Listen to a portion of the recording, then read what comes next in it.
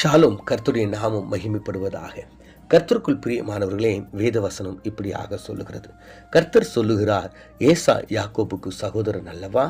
ஆகிலும் யாக்கோபை நான் சிநேகித்தேன், ஏசாவையோ நான் வெறுத்தேன். மல்கியா 1:2. கர்த்தருக்குள் பிரியமானவர்களே, ஏசாவை நான் வெறுத்தேன் என்று கர்த்தர் சொல்லுகிறார். ஏனென்றால் ஏசாவுக்கு கொடுக்கப்பட்டிருந்த ஒரு உன்னதமான ஒரு ஆசீர்வாதம் என்னவென்றால், முதல் மகன் அவருக்கு கொடுக்கப்பட்ட ஒரு ஆசீர்வாதம், அந்த சிரேஷ்ட புத்திர பாகம் என்கிற ஒரு காரியம். அந்த சிரேஷ்ட புத்திரம் என்கிற அந்த சிரேஷ்ட புத்திரன் என்கிற அந்த ஆசீர்வாதத்தை அவர் இழிவுபடுத்தினார், உதாசீனப்படுத்தினார் என்று வேதாகமம் நமக்கு காண்பித்து கொடுக்கிறது. ஒரு சாதாரண உணவுக்காக அதை அவர் விற்று போட்டார் என்று நாம் பார்க்கிறோம். வேதத்தில் சொல்லப்படுகிறது, அந்த முதல் மகனுக்கு, அந்த சிரேஷ்ட புத்திரனாயிருக்கிற அந்த மகனுக்கு தகப்பனுடைய ஆஸ்தியில 2 பாகத்தை கொடுக்க வேண்டும் என்று. தகப்பனுக்கு பிறகு அந்த குடும்பத்தை எடுத்து நடத்துகிற ஒரு உன்னதமான ஒரு பொறுப்பு. குடும்பத்தின் தலைவனாக அவர் இருப்பார். சகோதரன், சகோதரி, மனைவி, பிள்ளைகள், இப்படி என்று அந்த குடும்பத்தில் இருக்கிற எல்லாரையும் அவன் பாதுகாத்து நடத்த வேண்டும். தகப்பனுக்கு பிறகு அம்மாவையும் சகோதரியும் அவன் பாதுகாக்க வேண்டும். ஆவிக்குரிய வழியில அந்த குடும்பத்தில் பலி கொடுக்கும்போது முதல் பலியை செலுத்துகிறவனாய் இருக்க வேண்டும். அவர் ஒரு ஆசாரியனாய் இருக்க வேண்டும். தேவனோடு உறவு கொண்டாடுகிறவனாய் இருக்க வேண்டும். தேவன் அவரோடு கூட தான் பேசுவார். இது தேவன் கொடுத்த ஒரு உன்னதமான ஒரு ஆசீர்வாதம்.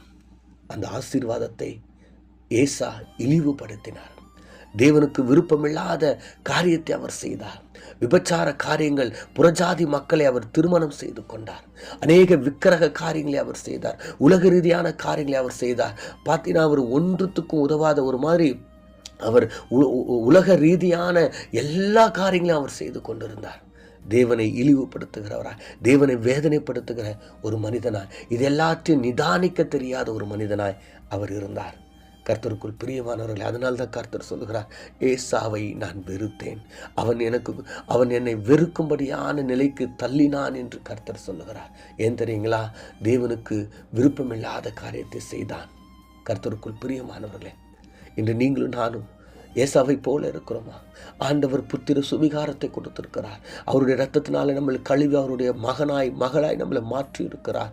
அநேக ஐக்கியத்தையும் ஆசீர்வாதத்தையும் அன்பையும் இரக்கத்தையும் கிருபையும் மேக ஸ்தம்பத்தையும் அக்னி ஸ்தம்பத்தையும் நமக்கு அவர் கொடுத்திருக்கிறார். அவர் நம்மோடு கூட பேசி கொண்டிருக்கிறார். அவருடைய மகளாய் மாற்றியிருக்கிறார். புத்திர சுவிகாரத்தை கொடுத்திருக்கிறார். இவை எல்லாவற்றையும் விட்டுட்டு உலகத்தையும் உலக காரியங்களை நாடி ஓடிக்கொண்டிருக்கிறோம். உலக பாவங்களை நாடி ஓடிக்கொண்டிருக்கிறோம். உலக இச்சைகளை நாடி ஓடிக்கொண்டிருக்கிறோம். உலகத்தை அனுபவிக்கும்படியாக ஓடிக்கொண்டிருக்கிறோம். கர்த்தருக்குள் பிரியமானவர்களே, கர்த்தர் உங்களை விலையேற பெற்ற இரத்தத்தினால அவர் உங்களை வாங்கியிருக்கிறார் என்பதை நீங்கள் மறந்து விடாதீங்க. கர்த்தருக்குள் பிரியமானவர்களே, ஒருவேளை ஏசாவை போல நீங்கள் தேவனை விட்டு விலகி போயிருந்தா, பழைய ஏற்பாட்டில் என்னவோ ஆண்டவர் ஏசாவை வெறுத்ததாகவே இருக்குது. ஆனால் புதிய ஏற்பாட்டில் அப்படி இல்லை. அந்த தப்பி போயின குமாரன் திரும்பவும் வரும்பொழுது அந்த தகப்பன் அவனோடு கூட ஐக்கியத்தை வைக்கிறார். உயர்ந்த வஸ்திரத்தை தருகிறார், புதிய காலணிகளை தருகிறார், மோதிரத்தை தருகிறார், ஒரு விருந்தை ஆயத்தப்படுத்துகிறார், கொழுத்த கன்றை அடிக்கிறார், மீண்டும் புத்திர சுவிகாரத்தை கொடுக்கிறார். கர்த்தருக்குள் பிரியமானவர்களே, இன்றும் நம்முடைய ஆண்டவராகிய இயேசு கிறிஸ்து, யாக்கோபை போல நீங்கள் வெளியே போயிருந்தீங்கன்னா, யாக்கோபை போல சிரேஷ்ட புத்திரத்தை நீங்கள் இழந்து போயிருந்தீங்கன்னா, அப்பா பிதாவை என்று கூப்பிடுகிற புத்திர சுவிகாரத்தை இழந்து போயிருந்தீங்கன்னா, அவருடைய கிருபையை, அவருடைய இரக்கத்தை, அவருடைய ஐஸ்வர்யத்தை, அவருடைய ஆசீர்வாதத்தை, அவருடைய எல்லா காரியங்களையும் நீங்கள் இழந்து போயிருந்தீங்கன்னா, இன்றைக்கு ஆண்டவர் உங்களை அழைக்கிறார். அந்த கெட்ட குமாரனை போல, அந்த தப்பி போன அந்த குமாரனை போல நீங்களும் திரும்பி கர்த்தரிடத்தில் வரும்பொழுது அவர் உங்களை சேர்த்து கொள்ள ஆயத்தமாக இருக்கிறார். இன்னைக்கு நீங்கள் ஆயத்தமாக இருக்கிறீங்களா? ஆமாம் ஆண்டவரே, நாங்கள் ஏசாவை போல ஆண்டவரே, நீர் கொடுத்த ஆசீர்வாதத்தை எல்லாவற்றையும் நான் இழந்து போயிட்டேன். உம்முடைய மகனாய் இருப்பதுக்கு நான் தகுதி உள்ளவன் அல்ல ஆண்டவரே. என்னை மீண்டும் ஒரு விஷயம் ஆண்டவரே, என்னை மன்னித்து உம்முடைய மகனாய் மாற்றிக்கொள்ளும் என்று நாம் அவனுடைய சமூகத்தை நோக்கி பார்க்கலாம். கண்களை மூடி செபிக்கலாம். எங்கள் அதிகமாய் நேசிக்கிற எங்கள் பரலோக தகப்பனே, வானத்திற்கும் பூமிக்கு அதிகாரியான தகப்பனே, உமக்கு நாங்கள் நன்றி செலுத்துகிறோம். ஆமாம் ஆண்டவரே, ஏசாவை போல ஆண்டவரே, உம்மை அவமானப்படுத்தி நீர் கொடுத்த ஆசீர்வாதத்தை, நீர் எங்களுக்கு கொடுத்த ரட்சிப்பை, நீர் எங்களுக்கு கொடுத்த கிருபையை, இரக்கத்தை, தயவை, பரிசுத்தத்தை நாங்கள் ஆண்டவரே விற்று போட்டு இருக்கிறோம் ஆண்டவரே. உலக பாவத்திற்கும் உலக இச்சைக்கும் விற்று போட்டு இருக்கிறோம் ஆண்டவரே.